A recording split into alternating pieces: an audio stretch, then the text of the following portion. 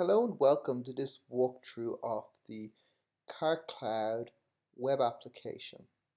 The CarCloud web application uses AngularJS, which is a JavaScript framework. It handles all our interaction between the web app and the backend, and it uses Twitter Bootstrap for all the CSS and styling.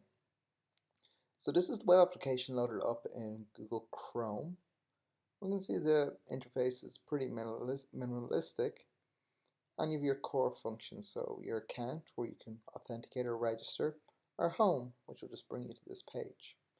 So we'll go ahead and register a new account, see what that looks like.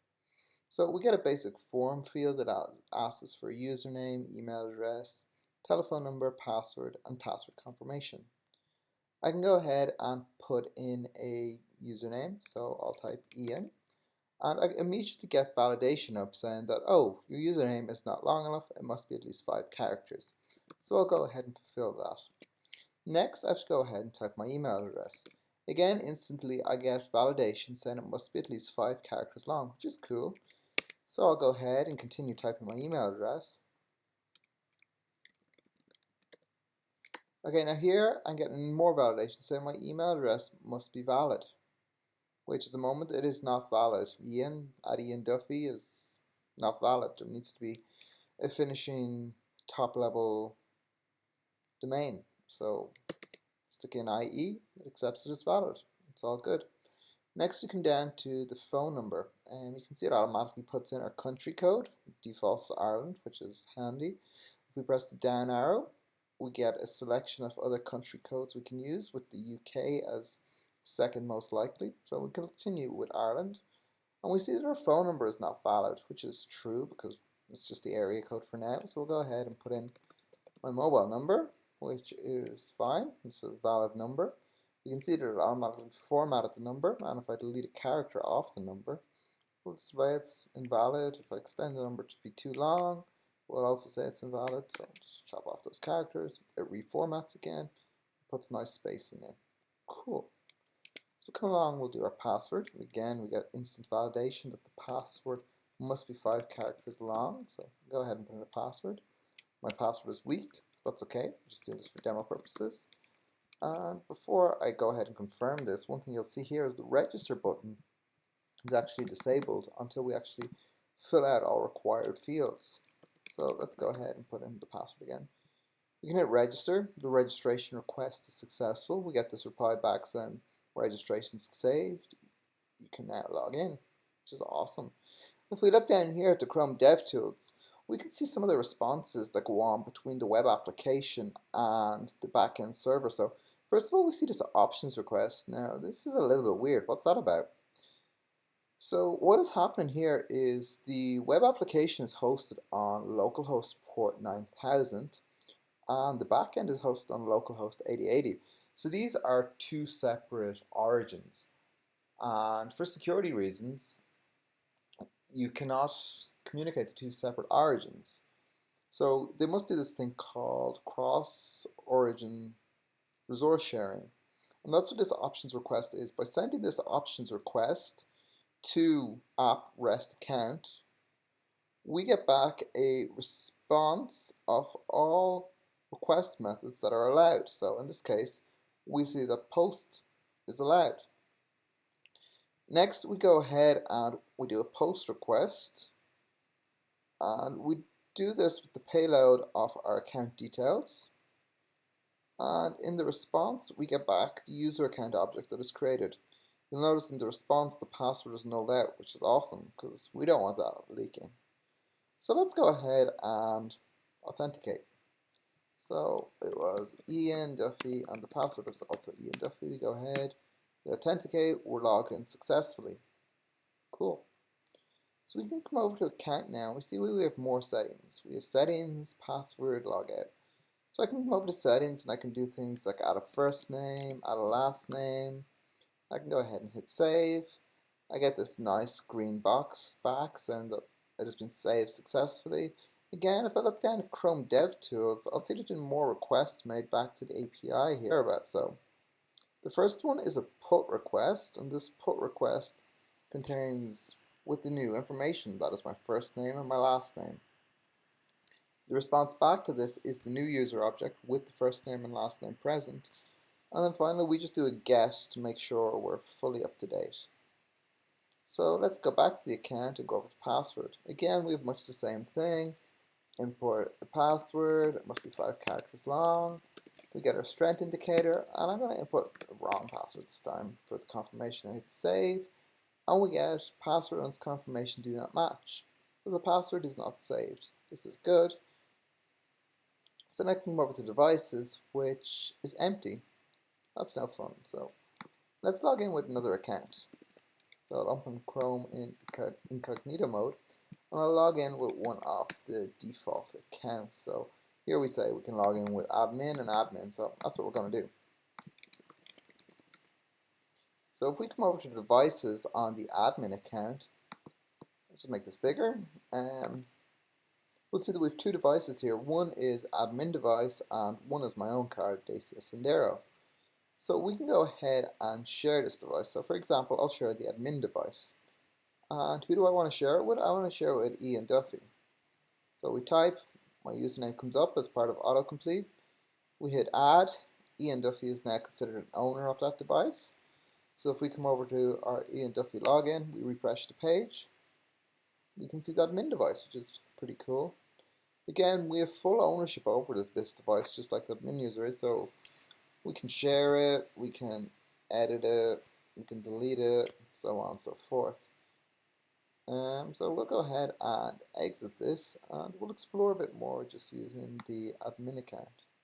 One last thing though, we'll revoke this share, so we'll go in here, and into share. That is interesting. Oh, wrong device. Whoops. Okay, so the shared device is admin device. I was clicking on Dacia Sendero. It's all good. So we go ahead and delete the Ian Duffy account. It's gone. We'll refresh over here. It's also gone. Cool. So let's look at this in a bit more detail. So we have a good few options here. We've got alerts, edit, and delete. So take a look at edit first.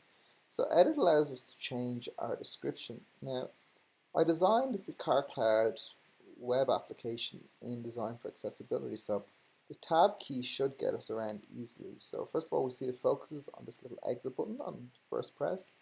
Next, it focuses on our description. Then it focuses on cancel, and then save. So we can fully navigate this form quickly just using our keyboard, which is pretty handy. Press enter and it will go away. That is the same throughout the whole interface. If I go to share, I can hit tab, I get the exit button first, I then get add a new owner, I can type in a name, I can use my down arrow key, I can select user, I can press enter, I can go tab again, I can press enter. So I don't have to use my mouse for navigating. If I press escape, this box will disappear, which is really handy.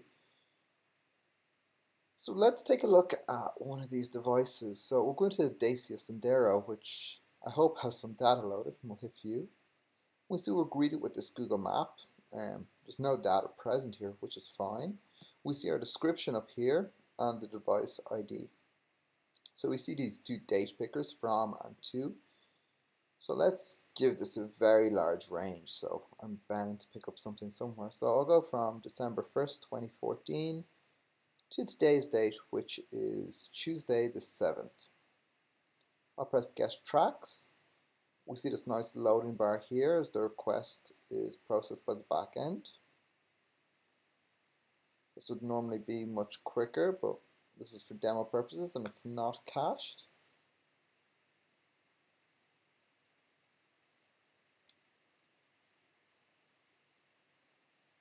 Okay, it's taking longer than expected. Okay, we see it's getting some data back. Anyway, it's loaded our trip, which is cool. It's a trip from Dublin to Sligo that we see going on here. We zoom right on in. We can see I left DCU campus. I came out, went onto the Ballymun Road, went onto the M50 down by Blanchardstown. out the N4, and out through Mullingar, Longford, and so on and so forth, all the way up to Sligo, which is cool. I have a full record of my trip.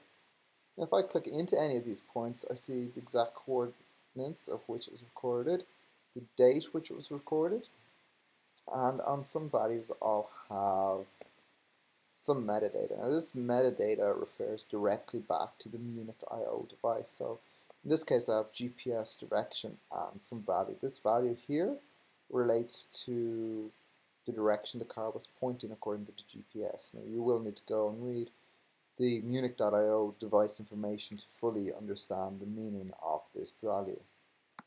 Let's see if we can get a easier one. Okay, so here we have onboard computer speed. So we see that in this zone here, I was doing 79, which is alright. We see the time it was recorded at, and then again we see this GPS P drop.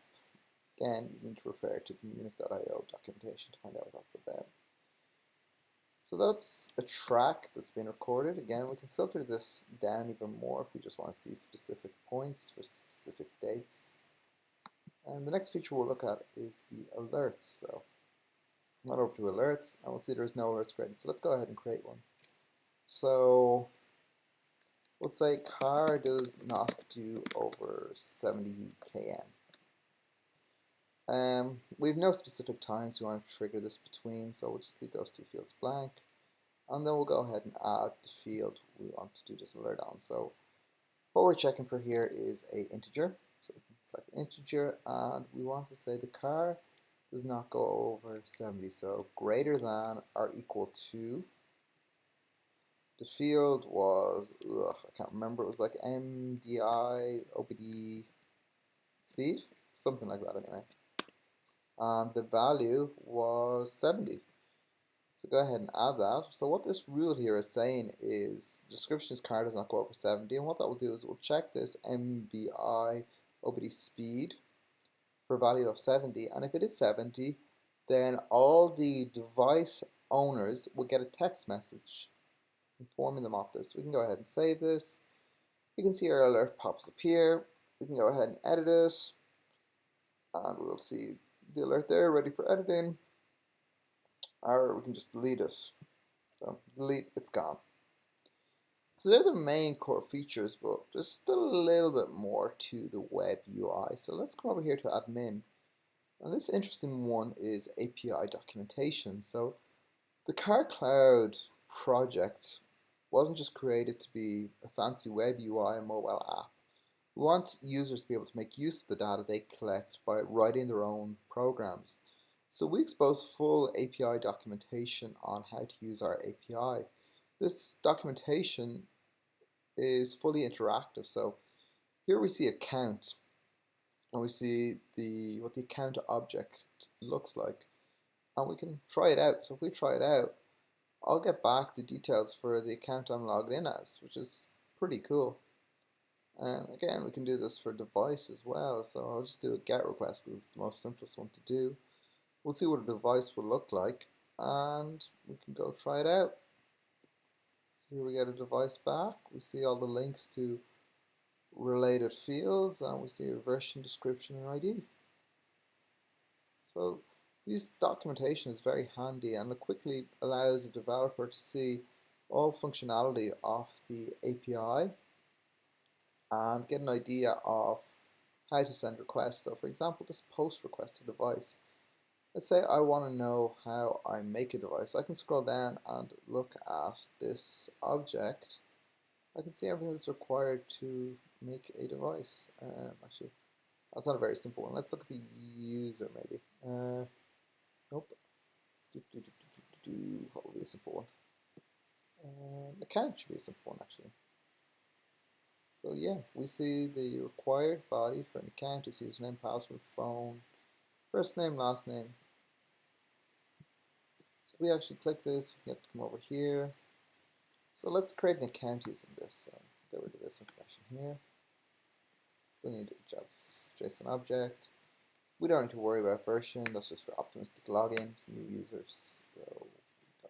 So demo account is our username. Our password can also be demo account. Our phone number can be 00353 86177068 Our email address can be demo@ianduffy.ie and demo and last is the last name. If we give it a valid JSON object, we hit try it out. The request has gone through. It's created our object, and we get a 201 response code. Successful. Awesome. So that is the interactive API documentation, and then we have some metrics. So maybe we want to see how the application is running. So earlier we've seen that the request for get dates was very, very slow, which it was. Look, the mean time was 19 seconds, which is not good enough. And we can come down and see why. There's no caches.